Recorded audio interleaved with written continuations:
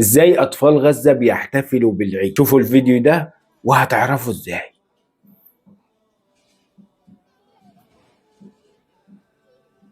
انتوا متخيلين يعني اطفال بيلعبوا بكل عفوية، بيعملوا ايه؟ شايلين العروسة على شكل كأنها شهيد.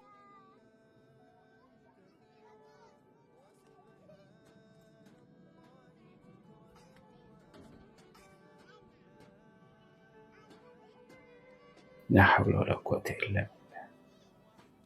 انتوا متخيلين ان دول اطفال؟ وللعلم يا جماعة بالمناسبة يعني ان احنا بنعرض الفيديو ده، اهل غزة دلوقتي بيعيشوا معاناة ما تفرقش اي حاجة عن المعاناة اللي كنا بنسمع عنها والدنيا كلها قلبها بتتقطع عليها. اهل غزة دلوقتي بيتم قصفهم، وبالذات يوم العيد نكدوا عليهم بكام غارة جوية نتج عنها شهداء وجرحى، ونتج عنها بلاوي سودة، ونتج عنها فزع وحزن ونكد ليلة العيد.